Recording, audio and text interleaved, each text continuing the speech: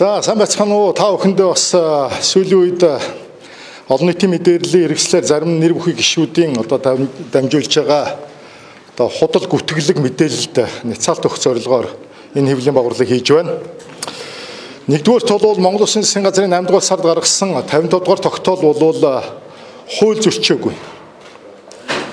Энэ ижил утгатай тогтоол өмнө нь 10 удаа гарч ирсэн. 10 удаа гарч ирсэн. 9 удаа гарч ирсэн, сая 10 дахь удаагийнх нь энэ болж байгаа юм.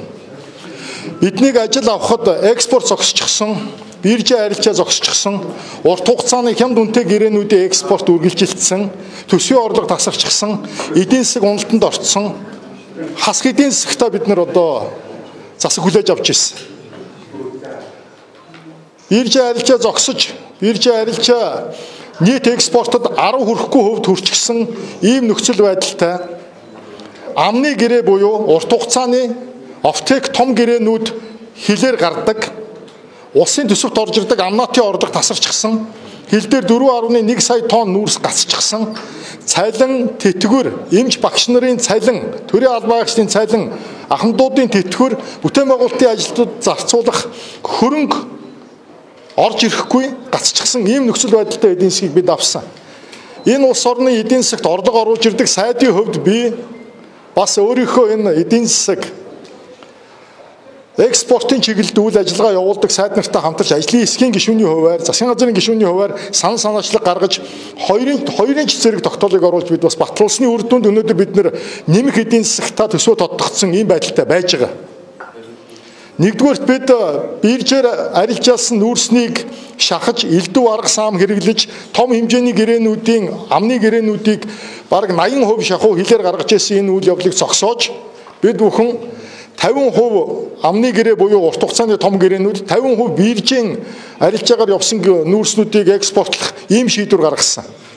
Энэний үр дүнд биржийн экспорт нэмэгдсэн. Биржийн экспорт яагаад маш чухал байгаад байгаа вэ гэхээр амнат буюу улсын төсөвт орж ирдэг орлого шууд орж ирдэг учраас ийм нэг чухал юм байна.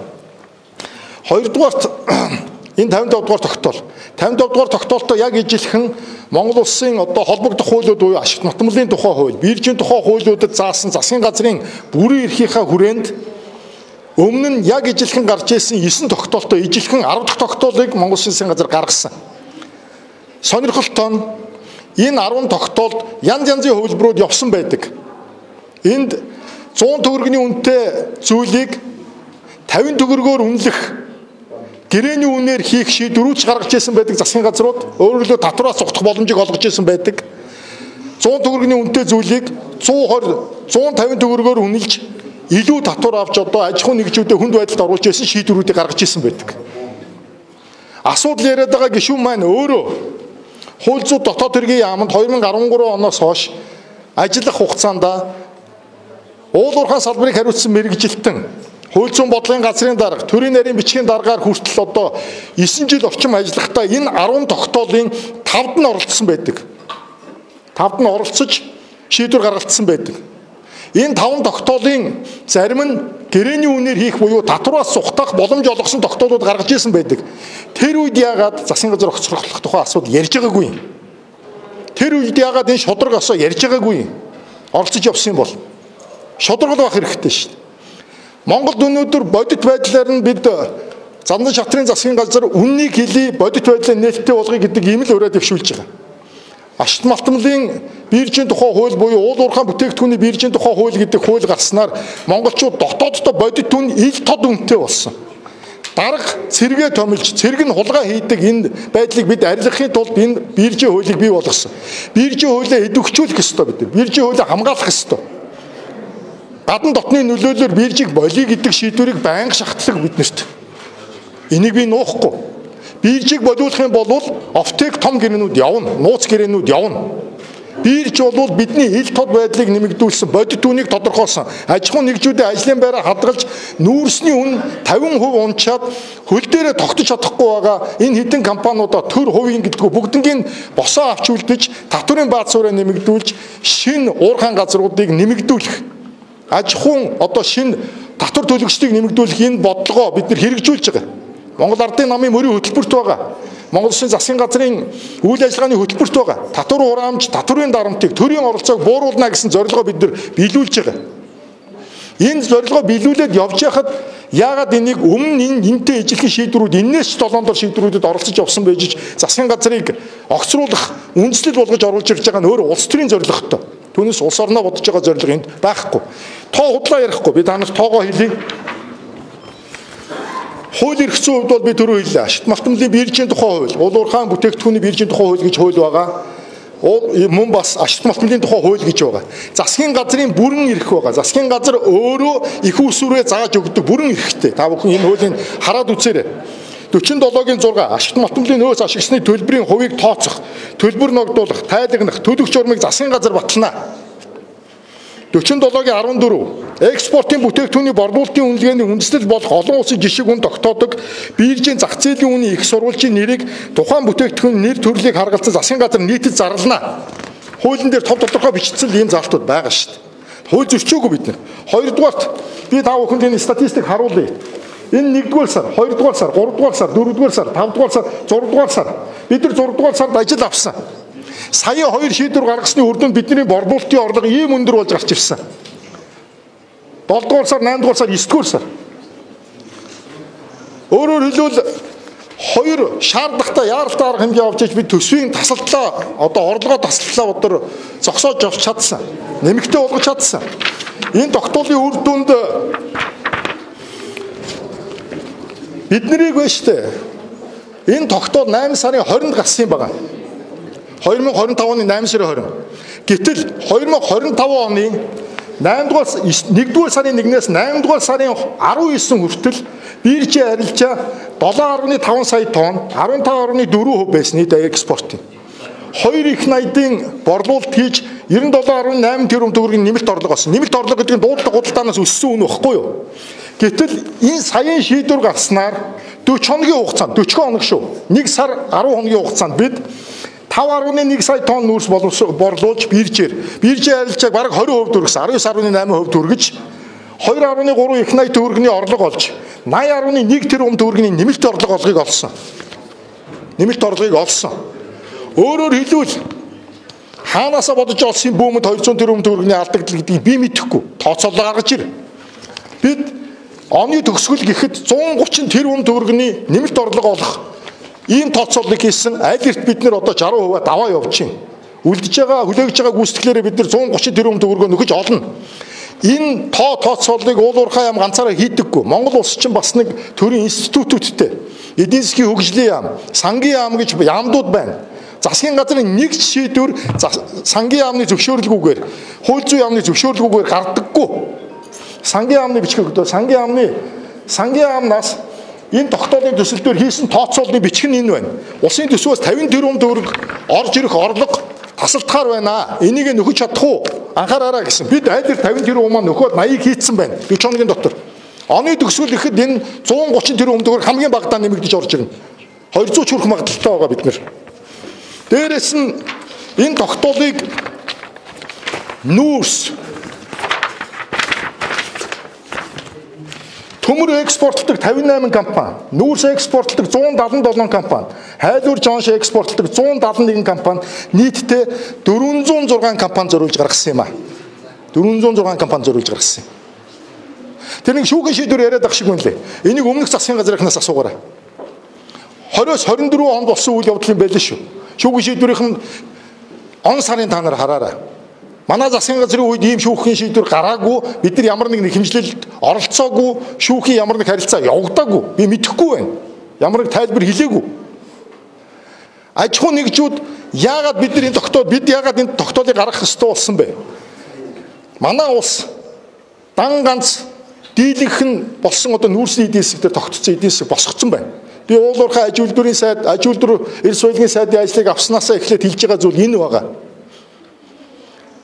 Өөр төрлийн түүхийн эдүүдийг зах зээлд гаргаж ирнэ. Зэсийг гаргаж ирнэ. Газрын уур элементийг гаргаж ирнэ. Урааныг гаргаж ирнэ. Дэлхийн зах зээл дээр бид нэр энэ үнэн зөрж унаж босдог энэ түүхийн эдүүдийг амнаатын бодлогоор дэмжиж, татвар хураамжийн одоо бодлогоор дэмжиж, өрсөлдөх хэмжээнд олон улсад хөрөнгө оруулах хэмжээнд болгож иж бид эдийн засгийн хүндрэлийг давдаг болно. Нүүрсний үн унахад хямардаг. эдийн засгтаа ундаг засгийн газартаа энэ улс хичнээн удаа явах гэсэн та нар. Бид тийм ээ. Зэсийн зах зээлийг гаргаж ирэх гэхээр өнөөдөр 21.6% амнаа тавьчихсан байна. Энэ мэт байгаа хэдийг мүлжих бодлого явуулвал хувийн хөвшлийн аж ахуй нэгжүүдийн сөхөрч унан, төрийн өмчийн аж ахуй нэгжүүдийн сөхөрч унан энэ тогтоолын хамгийн том давуу талыг та нарыг бас энийг гаргаарай гэж хүсье. Энэ тогтоолын хамгийн том давуу талыг Монголын ард түмний одоо энэ компанийнхаа Эрдэнэс 5 толгой хувьцаат компани 26% эзэмшиж байгаа. 1072 хувьцаагаа эзэмшиж байгаа. 1072 хувьцааныхаа ноогдол ашгийг бид ард иргэдтэй төлхөө болгохын тулд Эрдэнэс 5 толгой компанийг ашигтай ажилуулах хувилбарыг энэ тогтоолоор бий болгосон. Орж ирж байгаа орлого болгоно нь ашигтай болж энэ компани 40%, 50% унтсан байгаа нүүрсний зах зээлийн энэ хүнд үед нэмэх ашигтай гарч иж ард иргэдтэй 1072 хувьцаанд нь мөнгө олгоно. Хувьцаа тараана, хувьцааны ноогдол ашиг тараана. Хэрвээ бид нар энэ шийдвэрийг гаргаагүй бол ноогдол ашиг байхгүй. 1072 хувьцааны ноогдол ашгийг нь яагаад тулгаалах гэдэг юм? Яагаад энэ улсын төсвөрөө татаж авч том төсөл нэрээр цогцох гэдэг юм? Яагаад энэ рүү дайрцах гэдэг юм? Нийт ард түмэндээ бас энэ байгалийн баялагийг шууд хүртээдэг энэ загварын эсрэг яагаад дайрч байгаа? Эрдэнэс 5 толгой компани энэ тогтоолоос хамгийн их ашиг хүртэнэ. Ууган 5 толгой. Манай сайн зориг гишүүний Бэтэр нь ажиллаж исэн, нүүрсний гэрэн дээр гарын үсэг зурж исэн энэ компани бас хамгийн том давуу талыг нь хүртэнэ. Шудрал байцгаая. Үннийг л ярив. Би үннийг л хэлнэ. Би 3 сар сайд хийж байна. Би энэ салбарт зүтгэж яваа. Энэ салбараа бас нэг олон улсад өрсөлдөх хэмжээнд хүргэчихсэн. Популизмаас нэг аварчихсан. Улс орныхоо эдийн засгийг тэлжчихсэн. Шинэ уурхай аж ахуйн газруудыг бий болгочихсан. Ард иргэдтэй шууд байгалийн баялагийг хүртээж ганц өмч эзэмсэж байгаа 1072 хувьцаанд нь мөнгөжүүлчихсэн гэж хичээгээд явж байна. Өмнө нь 10 удаа гарсан тогтоолын 5 дээр нь оролцоод татвараас ухтаах боломжийг олгож ирсэн шийдвэрүүд гаргалцаж явж ирсэн байж тэр үедээ яга засгийн газар огцруулах асуудал яриаггүй. Энэ бол бас асуудалтай шүү дээ. Хулгайг нь ярихаар өсрээд гараад ирж байгаа юм уу? Эсвэл болохгүй шүү дээ. Тийм учраас бас Монголын ард түмэн бодит мэдээлэлтэй, тоотой баримттай, үннийг хэлдэг бидний одоо байр суурийг бас ойлгоно гэж бодож байна. Би тоогоо хэлж байна, хуулиа хэлж байна, бодит дүнгийг гаргаж байна. Энийг тэгээ одоо та бүхэн мэтгэлцмээр байгаа бол тэр тоогоо өгнө үз. Эцэст нь нэг зүйлийг хүсье. Монгол Улсын засгийн газар эрх хэмжээгээ хэтрүүлээд алдаа оноотой зүйл хийцэн байгаа бол анх гарч ирж Монгол Улсын одоо цэцэд өгнө гэж яснаар өгчөөч ээ. Өгөөд өгөөч. Тэгээд үнэн мөнөө шүүлгээд авъя хэдүүлээ. Ийм л байна. Асуулт. За. Тэр МСС 200 тэрбум төгрөгийн одоо 2020-оос 24 оны засгийн газрын үед гарсан шийдвэр байна лээ. Би түрүү хэлсэн. Тэрийг нь хараарай. За. Хоёрдугаар цаг үеийн шинжилгээг асуух. Та хэвэн байгаа гэж өчтөр өөрийгөө захиалж. Шатхууны импортын хэмжээ шатхууны импортын хэмжээ шүү дээ те. Доржоо болгоомжтой ярьдаг сэдв нэгдүгээр, хоёрдугаарт бидний улс 100% хойд төршөөсөө шахуу хойд төршөөсөө хамааралтай байдаг. Хойд төршийн маань нөхцөл байдал туйлын хүнд байгаач Монгол Улсын ерөнхий сайд Орос улбооны улсын ерөнхийлөгчтэй тохиролцсон Владивостокийн уулзалтын хүрээнд тохиролцсон мөн бас хоёр орны хооронд засгийн газрын хооронд өмнө хийсэн гэрээ хэлцлийн үр дүнд бидний нийлүүлэлт хэвэн байгаа. Хэвэн явж байна. Одоо суманд 3 станц, 3 шатхуун түгээх станц байлаа гэхэд нэгэнд нь заавал байгаа. Түгээлийн асуудууд байгаа. Ялангуяа баруун аймагуудад Евро 5 стандартын шатхуун нийлүүлэгддэг. Энэ нийлүүлэгт нь одоо энэ хязгаарлалтанд орчоод байгаа учраас бид нар төвөө сангаж байгаа учраас баг зэргийн тасалдлууд яваад байгаа. Гэхдээ нийлүүлэлт бол хэвээ явагдана, хийн бүх чадлаараа ажиллаж байна. Нин үг үннийг хэлэхэд өнгөрсөн одоо 35 жилийн хугацаанд Монгол улс савны нөөцөө нэмэгдүүлэх бодлого хийж бодиттой хөрөнгө оруулалт нэг ч удаа гаргаж байгаагүй юм билээ.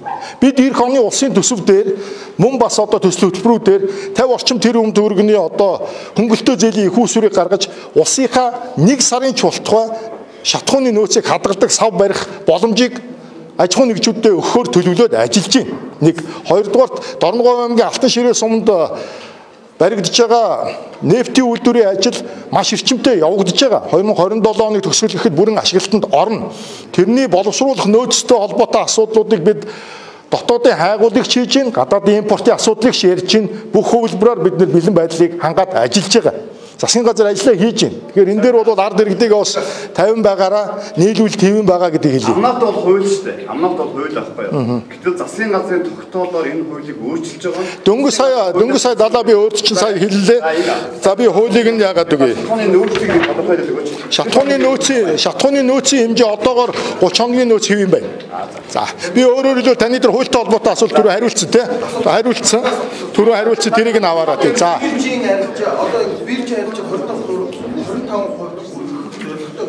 Тийм. 15 байхын одоо асуудлын юу вэ? 25 хүрэх гэдэг байгаа зорилго юу вэ? Ерөөсөө л ийм юм.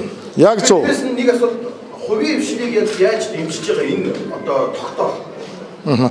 Нэгдүгээрт энэ бол хувийн хвшил төрийн гэхээс илүүтэй салбараа дэмжиж байгаа юм. Бас эдийн засгаа дэмжиж байгаа юм. 1072%-аар дэмжиж байгаа юм.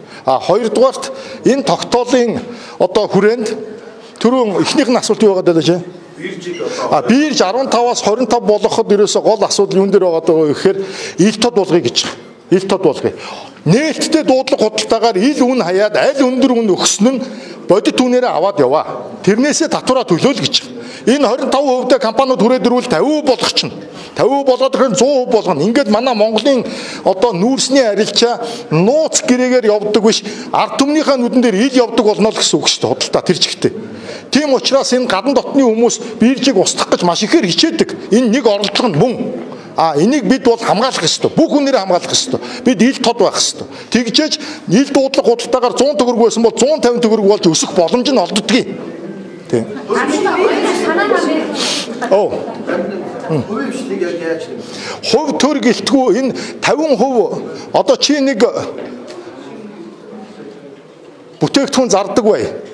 Тэгтэл чиний бүтээгдэхүүний одоо энэ үйлдвэрлэдэг байсан чи тэр бүтээгдэхүүний чинь үйлдвэрлэлийн чинь үнэ нь 50% унчи. Бизнесээ авч явахад туйлын хүнд болно биз. Тийм учраас ажлын байрны цомогтгол хийхгүй, татвар төлөгчдөө алаад хэвтүүлчихгүй тул бид нар бас бүгднгийн авч гарахын тулд энэ шийдвэрийг гаргаж байгаа шүү дээ. Өөрөөр хэлбэл амнаатын зохицуулалтаар бид энэ салбараа бүтнээр нь авч гардаг. Эдийн засгаа бүтнээр нь тогтоодог. Энэ өмнө гарч ирсэн тогтоол багхгүй да. 10 удаа энэ 10 дахь удаагийнхан тогтоол. Энэ өмнө нь 9 удаа гарч ирсэн тогтоол. Анхных биш. Үнээрээ амнасаа тооцсон гэхлээр зэрэг эдийн засгийн хувьд ямар баланс харагдаж байгаа юм бэ гэж хэрвээ үнэн унсан үе хэрвээ амнаатаа тооцсон гэх юм бол явандаа борлуулалт дээр яаж нөлөөлөх юм? Ер нь биржээр уул уурхай бүтээгдэхүүнээ амжилтдаг болохоор нөгөө талдаа борлуулалт буурж байна гэж үзээд байгаа. Тэгэхээр масс борлуулалт буурахлаар зэрэг эдийн засагт орж ирэх мөнгө урсгал багаснаа гэж үзээд байгаа. Дээрээс нь биржийн үнээсээ тооцож амнаатаа төлдөг болохоор зэрэг ямар нэгэн улаа гараад амнаат авах одоо хувь багасаад байна гэх нэг ийм юм байна. Нөгөө талдаа биржид оролцож байгаа аж ахуйн нэгжүүд хувийн дааны зарчмаар үн унгаж тэнцэнээс бага одоо алийг бага үнэтэй гэхдээ үн багтаа зах зээлийн үнээс мөртлөө хамгийн өндөр үн өснө нь аваад ахлаар энэ чинь эргээд амнаат дээрээ ч гэсэндээ ялгаа гарах юм шиг гэсэн юм хандлагууд байгаа юм байна. Энэ дээр яг бодиттой би түрүү өөрөө бас сосроод ирчих шиг боллоо. Би түрүү яг энийг хэлээ тайлбарлаад өгсөн. Дахиад хэлье. 3 зүйл яригддаг юм аа. Нэгдүгээрт гэрээний үнээр явах. Гэрээний үнээр явах шийдвэрийг Монгол Улсын засгийн газар өмнө зөндөө гаргаж ирсэн юм билээ. 3 удаа гаргаж ирсэн юм билээ. Гэрээний үнээр явахад 100 төгрөгийн үнэтэй нүүрсийг 50 төгрөгөөр Монголдо үнэлж зараад татвараас 50 төгрөгөөр цухтаагаад хилийн цаана дамжуулж гаргаад өндөр үнээр зараад ашгаа олцоод байсан. Татвараас цухаж байсан. Энийг болиулах гад гадаадын биржийн үнээр тавихтай зэрэг 100 төгрөгийн үнэтэй зүйлийг чинь 120 төгрөг 150 төгрөгөөр үнэл татвар аваад ахаар аж ахуйн нэгжүүд чинь гомдлоод байсан. Уул уурхайн бараа бүтээгдэхүүний биржийн тухай хууль чинь бодит түүнийг гаргаж байгаа юм. Бодит түүнийг гаргаж байгаа. Одоогийн байдлаар гэхэд нийт хийгдсэн байгаа урт хугацааны том хэмжээний гэрээнүүд буюу амны нөхцөлтэй гэрээ буюу биржийн бус арилжаагаар хийсэн үнээс биржийн арилжаа үргэлж 10-аас 20% дээгүүр байгаа. Үнэн. Ийм л байна. Тэгээд бодит байдал ийм байгаа болохоор одоо та бүхэн ойлгож хүлээж авах гэж бодож байна. Баярлалаа та бүхэндээ.